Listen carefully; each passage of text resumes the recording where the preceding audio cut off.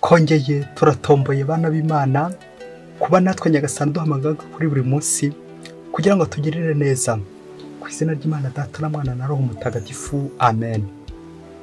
Amahoro bana b'Imana, nimuhumure, Imana iradukunda, ije kudukiza kuri iki cyumweru cya gatatu gisanzwe umwaka B, tariki 21 Mutarama 2024. Amasomo y'iki cyumweru aratwerekeza ku guhinduka. Isomo ryamenye mu gitabo cya Yonasi, umutwe wa 3 umurongo wa 1 kugeza ku wa 5 n'umurongo wa 10. Ijambo ry'Uhoraho ribwirwa Yonasi riti, haguruka ujye Ninivi, umujyi mugari, maze ubamenyeshe icyo nzakubwira. Yonasi arahaguruka maze ajya Ninivi akurikije ijambo ry'Uhoraho. Ninivi rero ikaba umujyi mugari bihebuje, kuwugenda byari iminsi 3. Yonasi yinjira mu mujyi akora urugendo rw'umunsi umwe. Yigisha agira ati, hasigaye iminsi 40 maze Ninivi ikarimbuka. Abantu b'i Ninivi bemeraga Imana, batangaza igisibo, bambara ibigunira kuva ku mukuru kugeza ku muto. Imana ibonye ibyo bakoraga nuko bahinduye bakareka imigenzereze yabo mibi, nayo ihindura imigambi, icyago yari yabateguje ntiyakibateza. Iryo ni ijambo ry'Imana. Zaburi ni ya 25. Nyagasani tumenyeshe inzira zawe. Uhoraho amenyesha inzira zawe, untoze kugenda mu tuyira twawe. Nyobora ku kuri kwawe kandi ujye umbwiriza, kuko ari wowe Mana nkesha umukiro wose. Uhoraho wibuke neza n'urukundo wagaragaje kuva kera na kare. Ntiwite ku byaha n'amafuti nakoze nkiri muto, ahubwo unyiteho ukurikije impuhwe zawe. Uhoraho agwa neza kandi n'indakemwa, nicyo gituma abanyabyaha abagarura mu nzira nziza. Abiyoroshya abaganisha ku butungane, abacisha make akabatoza kunyura mu nzira ye. Nyagasani tumenyeshe inzira zawe. Isomo rya kabiri niryo mubara ya mbere Pawulo Mutagatifu yandikiye Abanyakorinti, umutwe wa 7 umurongo 29 kugeza ku 31. Mbibabwire rero bavandimwe, igihe kirabashirana, aho bigeze abafite abagore nibabeho nk'aho batabigeze, abarira bamere nk'aho batarira, abanezerewe bamere nk'aho batanezerewe, n'abacuruza bamere nk'aho ntacyo batunze, n'abakoresha iby'isi ntibagatwarwe nabyo, kuko imisusire y'iyi si ihita bwangu. Iryo ni ijambo ry'Imana. Nyagasani Yesu nabane namwe. Amagambo mu Ivanjili ntagatifu kwanditswe na Mariko, umutwe wa 1 umurongo 14 kugeza ku 20. Muri icyo gihe Yohana Batisa amaze gutangwa, Yesu aza mu Galileya. Yamamaza inkuru nziza y'Imana avuga ati, igihe kirageze, none ingoma y'Imana iregereje. Nimwisubireho maze mwemere inkuru nziza. Uko yagendaga akika inyanja ya Galileya, abona Simoni na Andereya murumuna we bariho baroha inshundura mu nyanja, kuko bari abarobyi. Yesu arababwira ati, nimunkurikire nzabagira abarobyi b'abantu. Ako kanya basigaho inshundura zabo baramukurikira. Yigiye imbere gatoya, abona ko mwene Zebedeyi na Yohana murumuna we bariho batunganya inshundura zabo mu bwato. Ako kanya arabahamagara, nuko basiga se Zebedeyi mu bwato hamwe n'abakozi be baramukurikira. Iyo ni Ivanjili ntagatifu. Nimuhinduke mwemere inkuru nziza. Iyo ni inkuru z'iki cyumweru. Ngo umunsi umugabo yari afite ubukwe, bwari buke afite ubukwe, ajya kugura inka za kubaga mu kindi gihugu. Nuko ngo ageze ku mupaka, ngo asanga ku mupaka ngo hari gutambuka gusa abantu n'imizigo, ariko nta tungo rishobora guhatambuka. Wa mugabo yibaza ukuntu aza kubigenza, akurikije uburyo ari ejo yari afite ubukwe. Ejo bizagenda bite? Ejo azagaburira iki abantu, ko bari bamenyereye nyine ko ku munsi mukuru abantu barya akaboga? Ngana afora uburyo umugabo agiye kubigenza kugira ngo iyi nka yambutse. Arakora mu bareki, niba warize imibarura bigenza ute? Arayambutse ate? Aranyura iyihe nzira? Bamwe bati arishakiye indi nzira itari yo ku mupaka. Nuko wa mugabo ngo asubira inyuma gato, yihina mu ishyamba gato kanya gato, maze abaga yanka. Maze kuyibaga ayizingazingira mu mufuka, ubundi arayikorera. Ageze ku mupaka bati, tambuka muze, yihute ugende vuba. Ako kanya ahita yihuta, agera mu gihugu cye, umunsi mukuru awukora neza, naya nka yazingazingiye mu mufuka. Bayoboke b'Imana, Yesu Kristo akuzwe. Aha uyu ni umubare aho ushobora kuzasanga bitari gukunda ko wambuka. Bizagusaba iki? Kwizingazinga, kwihinahina kugira ngo ushobore kwambuka. Hari igihe kwambuka bitazakunda cyangwa utambuka ku mupaka ntibikunde, ariko niwe izingazinga, reka mvuge ntyo, niwe ihina, niwe icisha bugufi, ushobora kuzatambuka. Iyo nka bazingazingira mu mufuka iratwerekeza natwe ku ngoma y'ijuru, aho udashobora kwambuka ugenza n'amarenge, ahubwo uhinnye. Nirinze kuvuga ko upfuye hato hataza kugira abandi akarira, kuko hari abantu badakunda bavuga ku rupfu, kandi tuzapfa. Ntabwo ushobora kujya mu ijuru utageze ute, utihinnyemo, utizingazinze, utarambaraye. Kwicisha bugufi mbere yo kujya mu ijuru, ngikira icyo bita guhinduka. Amasomo Kiliziya dutegura byose cyane arimo guhinduka. Ubwo tujya kuzirikana ku nkuru zikomeye cyane igira iti birihutirwa guhinduka. Birihutirwa nk'uko uyu mugenzi utwaye inka ye byihutirwa kuyibaga kugira ngo ayizingazingire mu mufuka ubundi atambuke agende.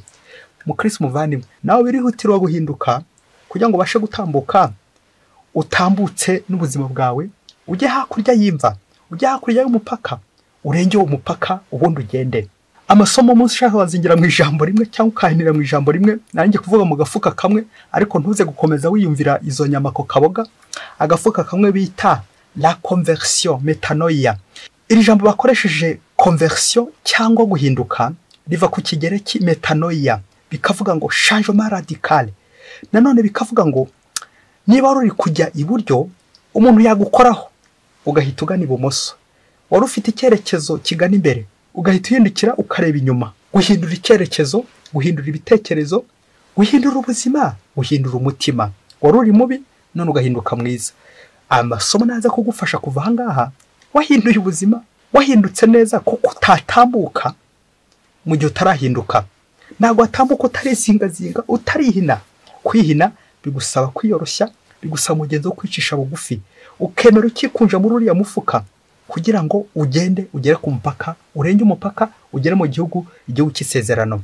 Muri aya masomo turaza kumvamo abantu bahindutse, ariko turaza kumvamo n'abandi badahinduka. Uyu munsi dufite abahamya, abahanuzi, Yonasi, Pawulo ndetse na Yezu bajye kudufasha guhinduka. Ubwo mu isomo rya mbere twumvise batubwira inkuru ya Yonasi uburyo yagiye kuburira Ninivi atumwe n'Imana. Batubwira ko Ninivi bari abanzi ba Isiraheli, ihora mu ntambara na Isiraheli. Noneho Yonasi nk'umuyisiraheli birumvikana, nawe yabanje kwanga ubutumwa bw'Imana, atinya ko bashobora no kumugera muri icyo gihugu.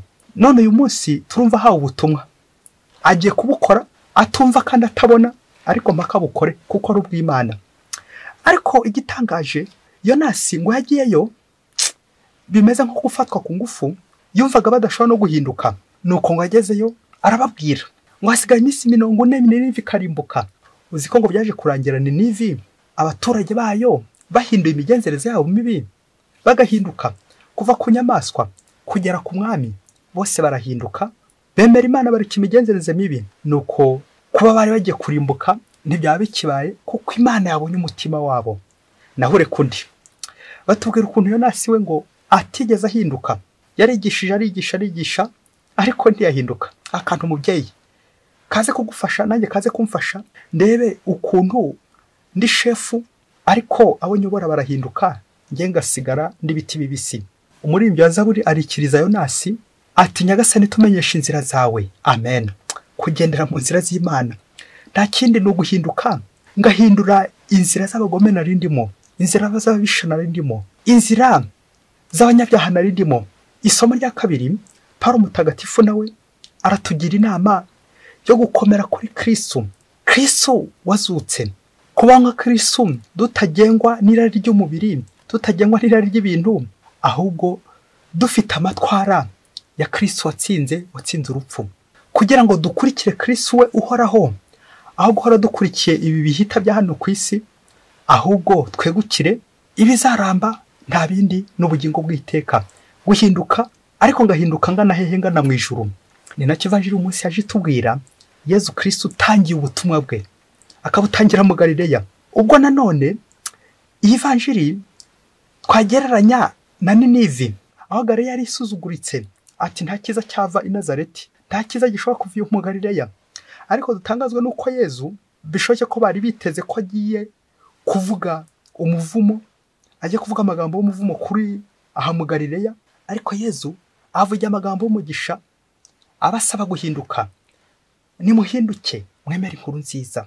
Yezu Kristo mu gutangaza ingoma y'Imana ahangaha anakora igikorwa gikomeye cyane. Usibye gutangaza ingoma y'Imana, araza gutora n'intumwa. Intumwa za mbere ko ari enye: Andereya, Petero, Yakobo ndetse na Yohani. Abo bose Yezu yabasanze bari mu mwuga wabo, bari kuroba kuko bari abarobyi. Dutangazwa n'ukuntu Yezu iki gihe atatoye intiti, abanyabwenge, abantu bakomeye, akitiramo gutora abaciye bugufi, abarobyi bari batunzwe no kuroba. Kubera impuhwe ze, kubera urukundo rwe, nuko Yezu Kristo adukunda nyine. Ikindi kandi Yezu atora uko ashatse, agatora n'uwo ashaka kubera impuhwe ze. Ubwo Yezu Kristo abahaye impuruza Mose, nyuma yuko amaze gutangaza uguhinduka kw'abantu bose bo muri aka gace, ati nimuhinduke kandi mwemere inkuru nziza, by'umwihariko ageze ku bigishwa be arababwira ati nimunkurikire, nzabagira abarobyi b'abantu. Amen, amen. Nguko rero ko intumwa ya Yezu Kristo iyo wamaze guhinduka, nta kindi gikurikiraho usibye kureka ibyo wari ufite byose, kureka famiye yawe, ababyeyi bawe, ugasiga n'ibintu byawe byose, ugasiga n'icyubahiro cyawe n'umwuga wawe wakoraga, maze ukareka Yezu Kristo agahindura umwuga wawe, akahinduramo umwuga w'ijuru. Wari ufite umwuga hano ku isi, narinjye kuvuga ufatika wo ku isi, ariko umwuga wa Yezu Kristo akahinduramo umwuga w'ijuru, kurobera Yezu Kristo abantu, kwigisha abantu inkuru nziza. Nawe rero uyu munsi iyi nkuru zirakureba, birihutirwa guhinduka kugira ngo Yezu Kristo agutume mu butumwa. Wasanga impamvu Yezu ataragutuma, wenda wasanga ukiri ibisi bito utarahinduka. Ikindi kandi ushobora gusanga Yezu yaranagutumye, ariko wowe ukamera nka Yonasi, ukajya kuvuga inkuru nziza ku karimi, ukaryoshya karimi, ukashyiramo umunyu, ukongezamo n'urusenda, ariko wowe uri kure y'Imana, uri mu gihugu cya kure, Imana itakuzi, Imana itarakubona, kuko nyine wakomeje kunangira umutima. Akenshi hari ubwo tumera nk'aba Yonasi, tukamera nk'ibyapa bishinze ku muhanda. Babyeyi, mwari mwabona icyapa gishinze ku muhanda? Icyo cyapa ni cyiza cyane, kiba gishinze aho ngaho, umva, kikahora abantu neza, ati jya aha ngaha, kora iki ngiki, ntunyura aha ngaha, kikabayobora neza, ba bantu bakagera iyo bagiye.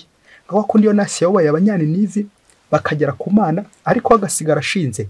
Nguko na cya cyapa nacyo gisigara gishinze, ivumbi rikagikubita, imbeho, umukungugu, gisigara gishinze aho ngaho. Wasanga nawe nka pasiteri, wasanga nawe nanjye kuvuga nka padiri, wasanga nawe uyobora abandi, usigara ushinze, mu gihe abandi bo bikomereje, babandi bayoboye bagezeyo, ugasigara nk'icyapa. Uyu munsi duharane gutaba nk'icyapa nka Yonasi, uyobora abandi ariko nawe ugereyo, kandi ugere nayo nabo. Ejo n'ejo bundi batazagusiga, wowe ugasigara utari guhinduka, ugasigara ushinze aho ngaho nyine ku muhanda. Za mayibobo n'igigera byose bigenda bigutambukaho, bigusuhuza, bigupepera ati komera. Bo bakitambukira, bakikomereza, bakajya mu ijuru.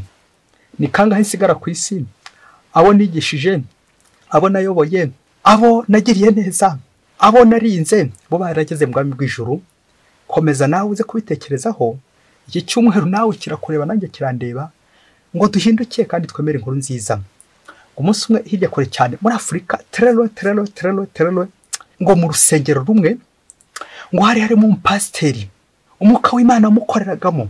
Mu itorero hose ngo yari afite umwuka wo guhanura, kandi ibyahanuye bikaba pe. Nuko ngo igihe kimwe abayoboke b'Imana baza kuza gusenga mu rusengero. Ubwo mbere yuko isengesho ritangira, bagombaga kubanza kwihana ibyaha. Buri wese akihana ibyaha bye, akicuza, agahinduka nyine, kugira ngo isengesho rize kubona aho ritambuka. Kuko burya iyo abantu basenga bagasenga nk'abari guhingira ku rwiri, ntabwo isengesho rifata. Bisaba kubanza kwihana ibyaha kugira ngo isengesho rigende neza, kugira ngo igitambo ugiye gutura kiza kugenda neza. Bigusaba iki? Umutima ugororotse. Nuko inkuru umwana usubira inyuma, ngo wa mupasiteri igihe kimwe kiza kugera babayoboke b'Imana baze kwinjira mu rusengero ngo umwuka w'Imana kuko uramufata neza neza, uramufata nuko atangira guhanura, maze agaragaza ibyaha by'abari bari aho ngaho bose, arabigaragaza ati uzi ko ari umubeshyi nasohoke ajya kwitunganya hanze. Nuko abari ababeshyi bagasohoka. Uzi ko afite ubugugu nasohoke ajya kwitunganya. Abanyabugugu bose bagasohoka. Uzi ko afite uburakari wese nasohoke ajya kwitunganya. Abanyamushiha bari mwaha ngaha nibasohoke bitunganye. Abanyamujinya, abanyashyari bose bagasohoka bakumvira, kuko nyine yarabivugaga, wakwiyumva nyine ugahita usohoka. Atabasambanyi bari mwaha nibasohoke bagende bajye kwihana. Hano harimo abasinzi nibasohoke bajye kwihana. Hano harimo ibisambo bose barasohoka, ibisambo birasohoka, abasinzi, abasambanyi bose barasohoka bagiye kwihana, kugira ngo baze kugira bate, baze gukomeza isengesho.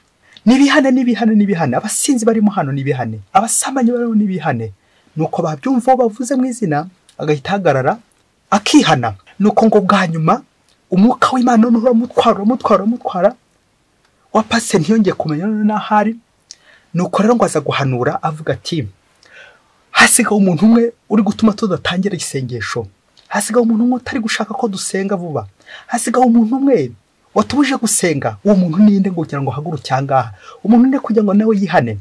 Nuko ngo arondora ngo ibyaha bitatu uwo muntu afite, avuga ati uyu muntu uri mwaha, umuntu uri mwaha ufite icyaha cy'ubusambanyi, umuntu uri mwaha ufite icyaha cy'ubusinzi, umuntu uri mwaha ufite icyaha cy'ubusambo, igisambo kiri mwaha, umusinzi uri mwaha, umusambanyi uri mwaha. Uwo muntu ufite ingeso eshatu zamukoraniyeho niyihane kugira ngo dutangire isengesho. Nuko uko yakabivuze akomeza kugenda bihanura, ariko baraho ntiyagera n'umwe ahaguruka. Nuko pasiteri ngo atangira ikimenyetso cya nyuma kiza gutuma koko umuntu noneho nawe aza kwihana. Nuko ngo aravuga ati uyu muntu ikigiye kumubereka nuko niturangiza gusenga waraza gusigara mu rusengero, kuko yanze kwihana niwe gusuza gusigara mu rusengero. Nuko pasiteri ari guhanura, urumva yarahumirije atwawe ari mu mwuka. Nuko ari guhanura, abari bamuri imbere bamaze kumva ko umuntu uza gusigara aho ngaho mu rusengero ari uza kuba wakoraniyeho n'ayo mafuti ko ari atatu n'izo ngeso ko ari eshatu, uwo ngo wanze kwihana. Nuko bose bafumyamo ngo basohoka bahereye ku basaza, baragenda yewe bose bagiye kubona babona bageze hanze bose. Nuko ngo bageze hanze, kurikira akantu umubyeyi ngafora umuntu pasiteri hano yasigaye mu rusengero ninde. Nuko ngo bakomeza kureba mu madirishya umuntu uza gusigara mu rusengero, baramubura. Pasiteri akomeza guhanura, umubyeyi ntacyo uriyumviramo. Pasiteri akomeza guhanura ko abantu bari kureba mu idirishya waba wasigaye mu rusengero, baramubura. Pasiteri akomeza guhanura ati uyu muntu naze yihane. Ubwo abayoboke b'Imana bose bakikiza amadirishya bari kureba uwo muntu. Yewe uzi ko ari pasiteri waje gusigara aho ngaho nyine uri guhanura gusa. Abayoboke b'Imana, Yesu Kristo akuzwe. Ngo kuko wa mubyeyi we, burya Imana irakora, Imana irahanura, kandi igakunyuraho, nanjye ishobora kunyuraho kugira ngo duhanure. Pasiteri we, mbega wowe ndi pasiteri, padiri maseri frere. Uzi ko igihe kizagera nanjye ngasigara mu ngoro, fora ari njye wasigaye mu ngoro, ari njye ubuhanuzi bwafashe, ari njye umwuka w'Imana yarondoye yavuze ko ari njye uzasigara mu ngoro, kuko njye nanze kwihana biriya byaha ko ari bitatu kandi byaba. Bayoboke b'Imana nimukomere, nawe uze kureba aho uri responsable, aho uri shefu, aho uyobora abandi, ari mu rusengero rwanyu, ari muri korari, ushaka kuba uri perezida wa korari ariko abo uyobora barihanye, ari wowe usigaye gusa ushinze nk'icyapa. Ushaka kuba uri na padiri mukuru wa paruwase, aho muri paruwase ya bose ukabaha penetensiya bagahinduka, benshi bagahinduka, ariko ugasigara utarasaba penetensiya kandi byaba uri padiri mwa kandi byaba. Nuko rero pasiteri uyu munsi wasanga ari hose gusigara mu ngo, wasanga nawe ubuhanuzi buza kugufata, kandi ubuhanuzi bushobora kuba mwababyeyi mwe umunsi umwe bashobora kuzambwira ko ari nyuza gusigara mu ngoro nuko abantu bakasigara bashungera mu madirishya. Kubera iki? Nanze kwihana. Byakubaho nanjye byambaho. Uyu munsi guhinduka ni wowe bireba, nanjye bikandeba, twese biratureba. Nubihirikire ku wundi, wirinde kumera nk'icyapa. Ushaka kubusigara mu kiliziya uri gutenga indabo, uri gusasa neza ibitambaro, imikeka, uri gucana za buji, uri gukubura. Aha, usigara mu ngoro. Wasanga uko usigara mu ngoro, ariko usigara gusa uri gutenga ibyiza gukoreshwa mu buyoboke bw'Imana, ariko wowe umutima uri kure y'Imana. Wasanga uhindura ibintu byose, ariko kibagirwa umutima wawe. Kandi byaba bayoboke b'Imana, uyu munsi wirinde kumera nk'icyapa. Ufite abo uyobora, ufite abo ushinzwe. Ese wasanga bushinzwe aribo bagutanga kumenya inkuru nziza, aribo bagutanga kumenya Imana, aribo bagutanga guhinduka. Uze gukora umwitozo, hari igihe waza gusanga ari wowe utarahindura amafuti yawe, kandi abo uyobora bo barangije kera kugenza neza, kugera nanjye kuvuga aho Imana ibasaba kugera. Wasanga ukimeze nka Yonasi. Yonasi ufite ishyari, ataba nimba Hindura ngo ubwo nyine ngo Imana irabakunda, nyine Imana irabakunda.